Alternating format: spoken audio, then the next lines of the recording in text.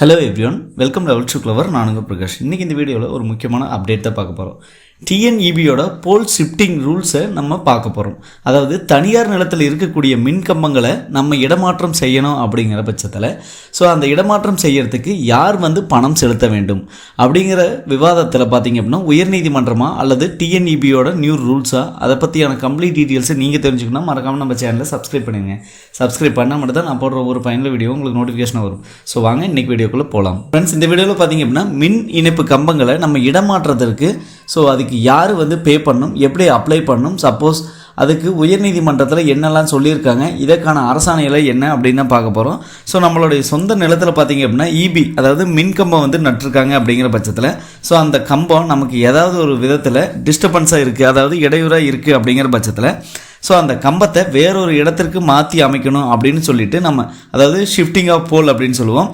அப்படி இருக்கிற பட்சத்தில் பார்த்திங்க அப்படின்னா நம்ம இபி ஆஃபீஸ் போயிட்டு தான் அதை கேட்கணும். சரிங்களா?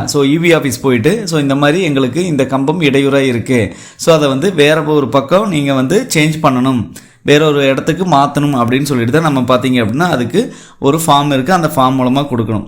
அங்கே போய் கேட்டோம் அப்படின்னாலே அவங்க சொல்லுவாங்க இதுக்கு உண்டான சார்ஜஸ் எல்லாமே நீங்கள் தான் பே பண்ணணும் அப்படின்னு சொல்லுவாங்க. அதுவும் பார்த்திங்கன்னா டிசிடபிள்யூ அப்ளிகேஷன் போட்டு அதற்கு உண்டான கட்டணம் எல்லாமே நீங்கள் அதை செலுத்தணும். அதுக்கப்புறம் தான் பார்த்திங்க அப்படின்னா நாங்கள் இடமாற்றத்தை பண்ணி கொடுப்போம் அப்படின்னு சொல்லிடுவாங்க. கண்டிப்பாக பார்த்திங்க அப்படின்னா இதுதான் வழக்கப்பூர்வமான மற்றும் நடைமுறையில் இருந்துகிட்டு இருக்கக்கூடிய ஒரு செய்தி அப்படின்னே சொல்லலாம். நீங்கள் உங்கள் இடத்துலையே இருக்கட்டும், உங்கள் விவசாய காட்டிலேயே இருக்கட்டும், இதுக்கு எல்லாமே பார்த்திங்க அப்படின்னா உங்களுக்கு இடைஞ்சலாக இருக்குது, ஏதாவது ஒரு வகையில் இடைஞ்சலாக இருக்குது அப்படிங்கிற பட்சத்தில் அதை நீங்கள் ஷிஃப்ட் பண்ணணும் அப்படின்னாவே டிசிடபிள்யூ அப்ளிகேஷன் நீங்கள் ஃபில் பண்ணணும். அந்த அப்ளிகேஷன் ஃபில் பண்ணதுக்கு அப்புறம் பார்த்திங்கன்னா அதுக்கு உண்டான சார்ஜஸ், அதாவது அந்த மின்கம்பத்தை வேற ஒரு பக்கம் இடமாற்றம் செய்கிறதுக்கான என்னென்னலாம் சார்ஜஸ் வருதோ அந்த சார்ஜஸ் எல்லாம் நீங்கள் பே பண்ணணும் டிசிடபிள்யூக்கு. அந்த அப்ளிகேஷன் மூலமாக பே பண்ணதுக்கு அப்புறம் பார்த்திங்க அப்படின்னா உங்களுக்கு அந்த கம்பத்தை மாற்றி அமைப்பதற்கான ஆர்டர் வரும். அந்த ஆர்டரை வச்சுட்டு பார்த்திங்க அப்படின்னா மின் அதிகாரிகள்லாம் அந்த கம்பத்தை மாற்றி கொடுப்பாங்க. சரிங்களா? இதுதான் வழக்கமாகவே இருந்துகிட்ருக்கு. தனியார் நிலத்தில் உள்ள மின்கம்பலை அகற்றுவதற்கு, இடமாற்றம் செய்வதற்கு கட்டணம் யார் செலுத்தணும், வாடிக்கையாளரா அல்லது டிஎன்இபியா, அதை தான் பற்றி இந்த வீடியோவில் பார்க்க போகிறோம். நம்ம இவ்வளோ நேரம் சொன்னது எல்லாமே பார்த்திங்க அப்படின்னா தமிழகத்தில் நடந்துகிட்ருக்க ஒரு அன்றாட விஷயம் அப்படின்னே சொல்லலாம். அந்த மாதிரி விஷயத்துக்கெல்லாம் பார்த்திங்க அப்படின்னா உயர்நீதிமன்றம் நிறைய தீர்ப்புகள்லாம் சொல்லியிருக்கு. அந்த தீர்ப்பில் எல்லாமே பார்த்திங்க அப்படின்னா வாடிக்கையாளருக்கு சாதகமாகவும் பேசியிருக்கு, அதே மாதிரி டிஎன்இபி அவங்களுக்கும் பார்த்திங்க அப்படின்னா சாதகமாகவும் பேசியிருக்கு. வாடிக்கையாளருக்கு சாதகமாக என்ன பேசியிருக்கு அப்படின்னா இந்த மாதிரி உங்களுக்கு மின்கம்பத்தினால இடையூறு இருக்குது அப்படிங்கிற பட்சத்தில் நீங்கள் மின் அதிகாரிகள்கிட்ட இதை பற்றியான கம்ப்ளைண்ட் கொடுத்து அதை நீங்கள் சேஞ்ச் பண்ணணும் அப்படின்னு சொல்லுவாங்க. இதற்கு உண்டான, அதாவது மின்கம்பத்தை மாற்றி அமைப்பதற்கு, அதாவது இடமாற்றி அமைப்பதற்கு உண்டான அனைத்து கட்டணமே பார்த்திங்க அப்படின்னா இபியிலிருந்து வசூல் செய்ய வேண்டும் அப்படின்னு சொல்லுவாங்க. இபியை அதுக்கு முழு பொறுப்பும் எடுத்துக்கொள்ள வேண்டும் அப்படின்னு சொல்லிட்டு தான் நீதிமன்றம் சொல்லியிருப்பாங்க.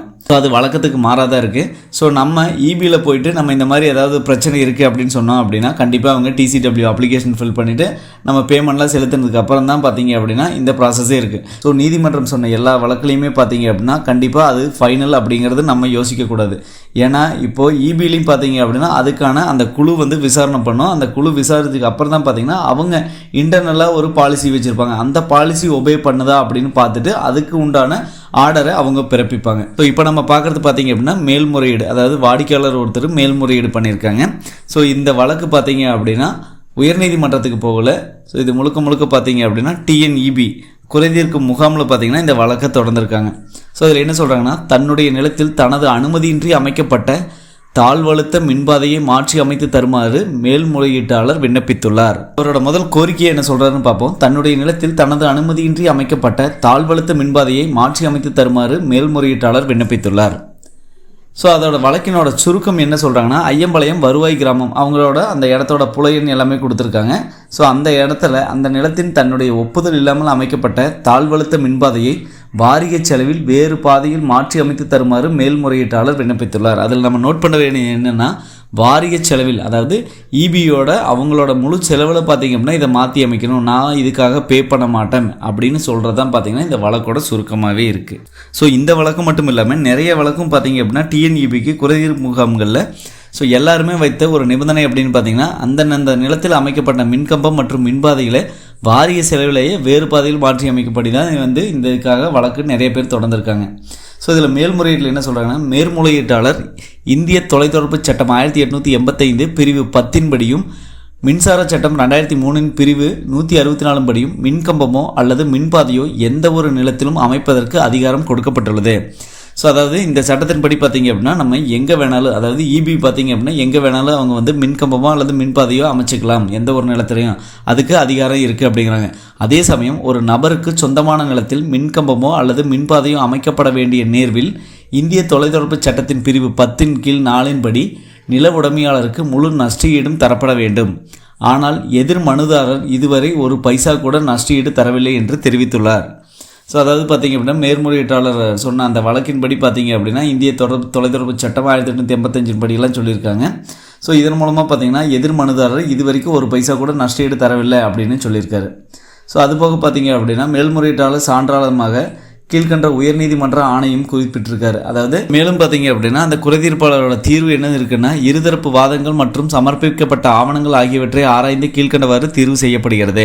ஸோ மேல்முறையீட்டாளர் தனது ஒப்புதல் இல்லாமல் திருச்சி, முசிறிக்கோட்டம், ஐயம்பாளையம் வருவாய் கிராமம் அவரோட புலையன் எல்லாம் கொடுத்துருக்காங்க. இந்த நிலத்தில் அமைக்கப்பட்ட மின்கம்பம் மற்றும் மின்பாதையை வாரிய செலவில் வேறு பாதையில் மாற்றி அமைக்கும்படியும் இந்திய தொலைத்தொடர்பு சட்டம் நம்ம ஆல்ரெடி சொன்ன அந்த சட்டங்கள் எல்லாமே வந்து சொல்லியிருக்காங்க. அது போக பார்த்தீங்க அப்படின்னா தனக்கு சொந்தமானது எனவும் மேற்படி மனுதாரர் தனது அனுமதியின்றி தனது நிலத்தின் குறுக்கே மின்பாதை அமைத்துள்ளதாகவும் மேற்படி உத்தரவும்படி தனியார் நிலத்தில் சம்மதம் பெறாமல் நடப்பட்ட மின்கம்பத்தை அல்லது மின்பாதையை சொந்த செலவில் மின்வாரியம் இடமாற்றம் செய்திட உத்தரவிட வேண்டும் என்று மேல்முறையீட்டாளர் தெரிவித்துள்ளார். ஸோ மேலும் என்ன சொல்கிறாங்கன்னா, மின் இணைப்பு விவசாய நிலங்களுக்கு வழங்கும் பட்சத்தில் மின்பாதை நிலங்கள் வழியாகத்தான் வழங்க முடியும் என்பதாலும் தற்பொழுது பெரும்பான்மை விவசாய நிலங்களுக்கு மின் இணைப்பு பாதுகாப்பான முறையில் பராமரிக்கப்பட்டு வரும் உயர் மற்றும் தாழ்வழுத்த மின்பாதையை மாற்றித்தர கோரும் மேல்முறையீட்டாளரின் கோரிக்கை சொல்லியிருக்காங்க. ஸோ வைப்புத்தொகை திட்டத்தின் வாயிலாக விண்ணப்பிக்குமாறும் விண்ணப்பத்தின் பேரிலே மதிப்பீடு தயார் செய்து மதிப்பீடு கட்டணம் செலுத்தும்படி பட்சத்தில் மின்பாதையை மாற்றித்தர இயலும் என்ற எதிர்மனுதாரரின் வாதம் ஏற்றுக்கொள்ளப்பட்டு மேல்முறையீட்டாளரின் கோரிக்கை நிராகரிக்கப்படுகிறது அப்படின்னு சொல்லியிருக்காங்க. ஸோ இது முழுக்க பார்த்திங்க அப்படின்னா நிராகரிச்சிட்டாங்க. ஸோ இந்த மாதிரி தான் பார்த்திங்க அப்படின்னா நீங்களும் இந்த மாதிரி உங்களோட நிலத்தில் மின்கம்பங்கள் இருக்குது அப்படிங்கிற பட்சத்தில் அதை மாற்றி அமைத்து தரணும் அப்படின்னா ஸோ கோர்ட்டே உங்களுக்கு தீர்ப்பு கொடுத்தாலும் இந்த குறைதீர்ப்பு, அதாவது டிஎன்இபியோட குறைதீர்ப்பு முகாம்களை நீங்கள் வழக்கு தொடர்ந்தீங்க அப்படிங்கிற பட்சத்தில் ஸோ கண்டிப்பாக அதுக்கு நம்ம TCW அப்ளிகேஷன் நம்ம போட்டு அதுக்கப்புறம் அதுக்கு உண்டான சார்ஜஸ் எல்லாம் நம்ம பே பண்ணால் மட்டும்தான் பார்த்தீங்க அப்படின்னா ஸோ இந்த மாதிரி இருக்கக்கூடிய பிரச்சனையை அவங்க ரெக்டிஃபை பண்ணி தருவாங்க. ஸோ முடிவுரை சொல்லியிருக்காங்க. மேற்கூறிய பத்தியில் உள்ள தீர்வின்படி மேல்முறையீட்டாளர் 35 வருடங்களுக்கு முன்பே அமைக்கப்பட்ட உயரழுத்த மின்பாதை மற்றும் அதோட புலையெண்ணெல்லாம் கொடுத்துருக்காங்க உள்ள தாழ்வழுத்த மின்பாதையானது விவசாயம் செய்ய எந்தவித இடையூறும் இன்றி நிறுவப்பட்ட நிலையில் மாற்ற விரும்பினால் தமிழ்நாடு மின் பரிமாண விதிகளின்படி மின்பாதையை மாற்றியமைப்பதற்கு ஆகும் உரிய தொகையை செலுத்தும் பட்சத்தில் மின்பாதை தொழில்நுட்ப சாத்தியக்கூறுகளின் அடிப்படையில் மாற்றியமைக்க எதிர்மனுதாரருக்கு உத்தரவிடப்படுகிறது அப்படின்னு சொல்லியிருக்காங்க. ஸோ கண்டிப்பாக இந்த வீடியோ உங்களுக்கு ஒரு யூஸ்ஃபுல்லாக இருக்குது அப்படின்னு நினைக்கிறேன். யூஸ்ஃபுல்லாக தான் மற்றவங்களுக்கு ஷேர் பண்ணுங்கள். மற்ற வீடியோ சந்திக்கும் முறை உங்களிடமிருந்து விடைபெறுவது உங்கள் பிரகாஷ். பாய், டேக் கேர்.